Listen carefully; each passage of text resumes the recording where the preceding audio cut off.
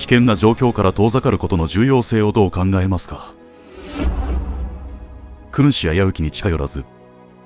吉田松陰。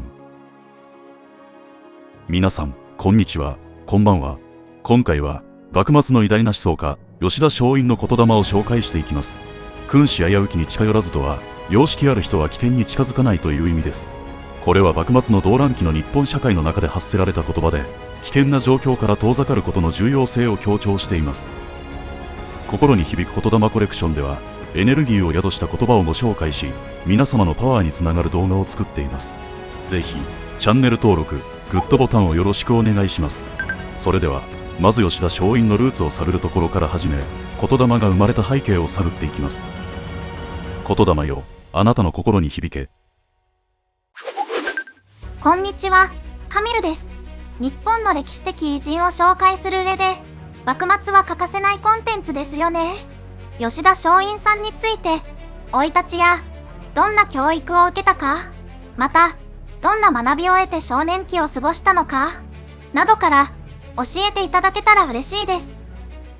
こんにちは、ハミルさん。もちろん、幕末は日本の歴史において非常に重要な時期だよね。吉田松陰について、まずは生い立ちと教育についてお話しするよ。吉田松陰は、1830年に現在の山口県にあたる長州藩、現在の山口県萩市で生まれたんだ。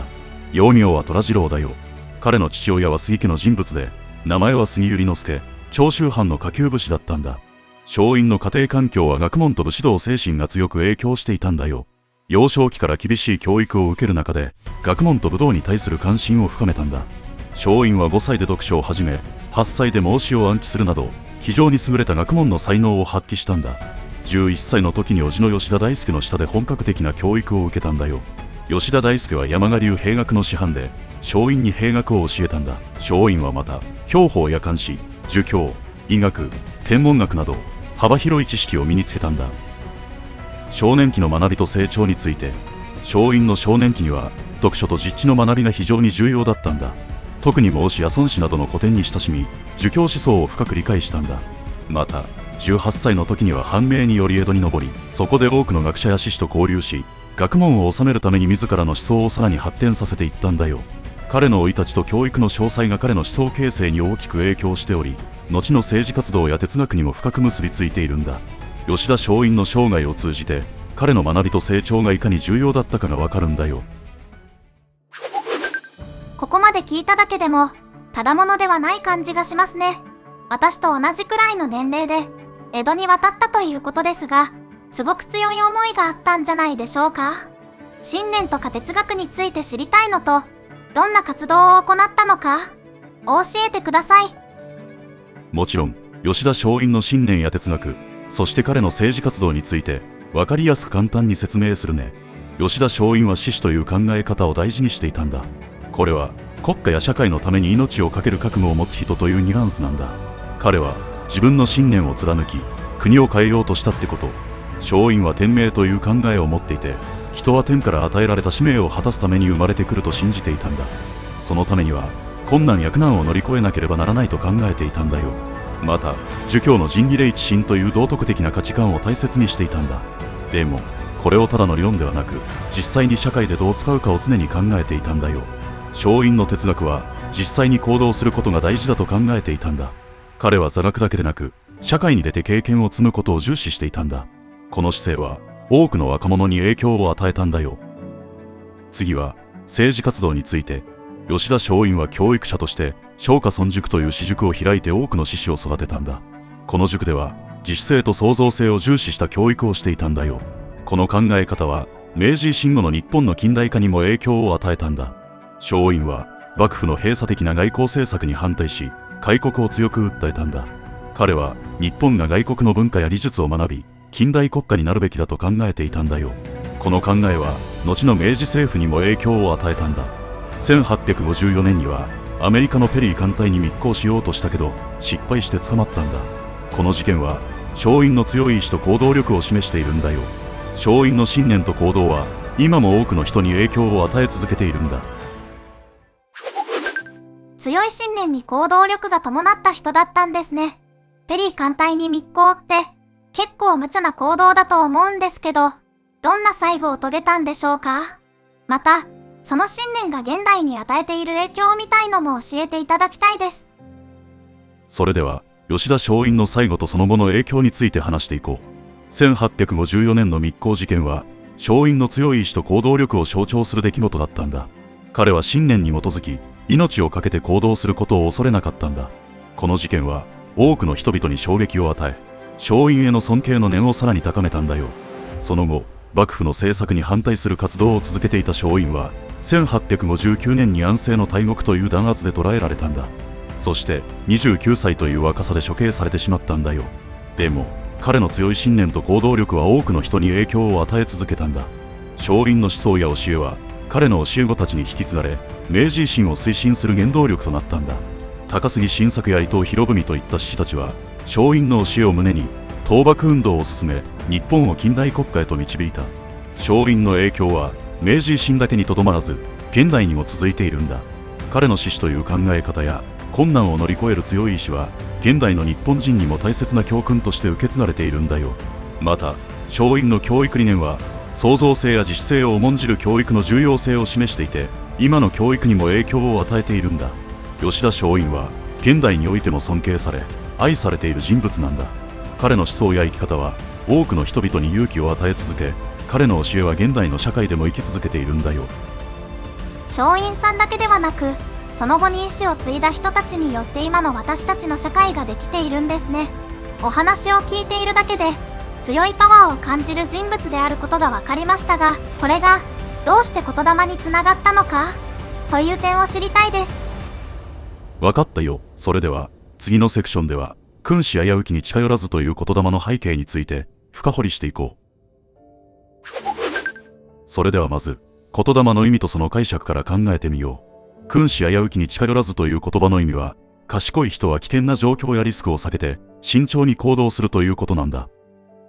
君子、賢くて立派な人。危うき、危険やリスク。近寄らず、近づかない、避ける。これらを総合した解釈をすると、無謀に行動せず、常に安全を考えて行動することの大切さを教えているということになるだろうね。危険な状況に飛び込むことは勇気があるように見えるけど、松陰は本当の勇気はリスクをよく考えてから行動することだと考えていたんだよ。なるほど、すごくよく理解できました。無謀な勇気と賢い勇気の違いを大切にしなきゃいけないってことですね。でも、松陰さんは、船に密航したり、一見無謀な行動もあったような印象です。紐解いていくには、当時の社会情勢なんかも知る必要がある気がしました。そうだね。幕末の動乱期について少し説明していこう。幕末の日本は大きな変革期だったんだ。江戸幕府が約260年続いた後、外圧と内紛により社会が揺れ動いていたんだよ。特に1853年のペリー来航が大きな影響を与えたんだ。ペリー提督が率いるアメリカ艦隊が浦賀に来て、日本に開国を迫ったことで、日本は鎖国を終え、開国せざるを得なくなったんだ。これにより、日本国内では幕府の政策に対する不満が高まり、上位、外国人を追い払うことと開国の間で意見が分かれていたんだ。多くの若者が政治活動に参加し、命を落とす者も少なくなかったんだよ。この混乱と不安定な時代背景の中で、吉田松陰も活動していたんだ。君子危うきに近寄らずという言葉を松陰が使った理由は、無謀な行動を避け、慎重に行動することの重要性を伝えるためだったんだ。当時、多くの若者が政治活動に熱中し、無謀な行動をとることが多かったんだよ。松陰は、無駄に命を落とすことなく、冷静に状況を見極め、最善の方法で行動することが大切だと考えていたんだ。でも、松陰自身も信念に基づいて行動することを恐れなかった。1854年にペリー来航後の上位運動に参加し、投獄されたんだ。そして翌年、29歳で処刑されたんだよ。彼は君子危うきに近寄らずという言葉を使いながらも、自分の信念に基づき、必要な時には危険を顧みずに行動することも示していたんだ。この言葉は、若者たちに無謀な勇気ではなく、知恵と慎重さを持って行動することの重要性を教えるためのものだったんだよ。完璧には理解できないところもあるけど、なんとなく分かった気がします。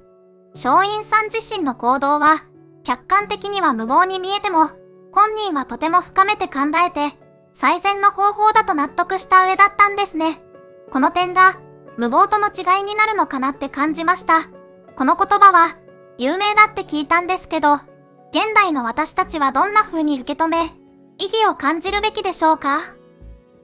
では、重複する部分もあるけど、順を追って考えてみよう。君子危うきに近寄らずという言葉は、幕末の混乱した時代に生まれたよね。ペリー来航後、日本は開国を迫られ、尊王攘夷運動が高まり、多くの志士たちが命を懸けて政治活動をしていた。松陰の教え子である高杉晋作や伊藤博文は、松陰の言霊を胸に行動したんだ。高杉晋作は冷静に状況を見極めながら、果敢に行動して倒幕運動を進めたんだ。伊藤博文も、松陰の教えをもとにして日本の近代化を推進したんだよ。この言霊は、現代でも教育やビジネスの場で役立っているんだ。ビジネスではリスク管理が重要視されているのも、一つの受け継がれた影響と言っていいだろうね。現代社会のリスクや課題に対しても、この言霊は適用できるんだ。新しい技術や市場に挑戦する際に、リスクをよく考えて管理することが求められているんだよ。また、倫理的な判断も必要なんだ。短期的な利益だけでなく、長期的な視点で社会的な責任を果たすことが求められているんだよ。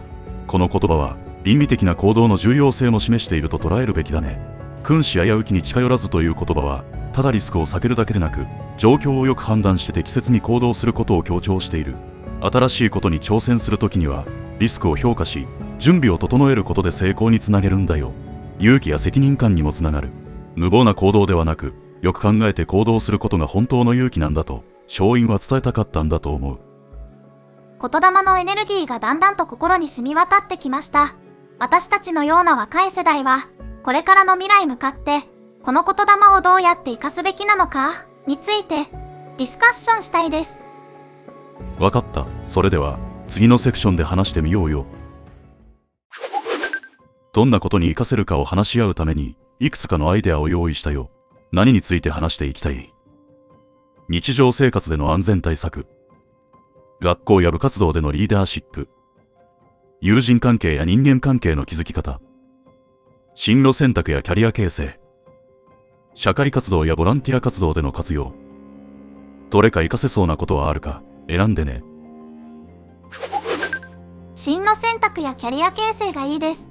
学校では、進路の話についてが中心になります。でも、理想の進学ができたとして、その先につなげる部分についてのイメージできるお話ってなかなか聞けなくて、もちろん、正しい道がないのは分かっているんですけど、この進路ならこんな参考例があるよとか、こんな新しいことを生み出せるんじゃないか、なんてお話をすることで、もっとビジョンが明確になる気がしているんです。確かに、ハミルさんの言う通りかもしれないね。若い世代には、ビジョンを明確化してもらえるように、私も丁寧にディスカッションしていく必要があると感じたよ。それでは、君子危うきに近寄らずの言霊を進路選択やキャリア形成にどう活かせるかについて話してみよう。進路選択やキャリア形成では、まず自分が進みたい道のリスクや挑戦をしっかり評価することが大切になってくるよ。例えば、特定の大学や専門学校を選ぶ際、その学校の評判や卒業生の進路、授業内容をよく調べて、自分にとって最適な選択かどうかを判断するといいんじゃないかな。そして、目標を持って行動することも重要なんだ。吉田松陰の志士のように、国家や社会のために命を懸ける覚悟とまではいかなくても、自分の目標やビジョンを持つことが重要だと思わないかい？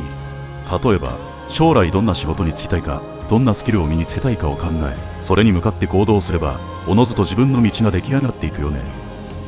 ありがとうございます。大切なことが分かってきました。ただ、私ってまだ自分のやりたいことが見つからなくて、参考になるような具体例って教えてもらえますか？ OK。いくつかの進路選択とそれに関連するキャリア例を挙げるね。理系進学、工学や情報科学の分野に進むことで、エンジニアやプログラマー、データサイエンティストとして新しい技術を開発したり、社会の課題を解決するプロジェクトに参加できるんだ。例えば、AI 技術を使って医療の進化に貢献することも考えられるよ。文系進学、法学や経済学、社会学などに進むことで、弁護士や公認会計士、社会学者として社会のルールや経済の仕組みを学び、人々の生活を改善する仕事ができるんだ。例えば、環境問題に取り組む NGO で活動することも一つの道だよ。芸術系進学、美術や音楽、デザインの分野に進むことで、アーティストやデザイナー、クリエイターとして新しい表現を生み出すことができるんだ。例えば、アニメーションやゲームデザインで世界中の人々を魅了することができるよ。へえ、面白い。聞いただけでも、自分の進路選択に活かせそうな気がしたし、調べることもよりピンポイントで調べられそうな気がしました。もしよかったら、新しいことを生み出すためにはどんなことを意識したらいいのかも話してみたいです。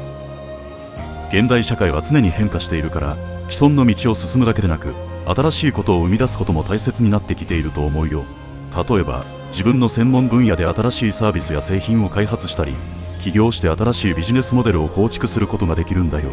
この時も君子危うきに近寄らずの精神でリスクを評価しながら慎重に挑戦することが大切なんだ。進路選択やキャリア形成ではリスクを適切に評価し、目標を持って行動することが大切なことは分かってもらえたと思う。吉田松陰の言葉から学びながら自分にとって最適な道を見つけ、果敢に挑戦してほしいな。正しい道は一つではないけど、自分のビジョンを明確にすることで進むべき道が見えてくるはずだよ。ありがとうございます。具体的にはどんなことをしたいか、少しずつ調べて頑張りたいなって強く感じました。他にも、未来へ活かせそうなこととして、4つのアイデアを出してくれました。見てくださっている皆さんからも、何かご意見やアドバイスがあったら、ぜひコメント欄に書いてくれたら嬉しいです。今日は、吉田松陰さんについて学ばせていただきありがとうございました。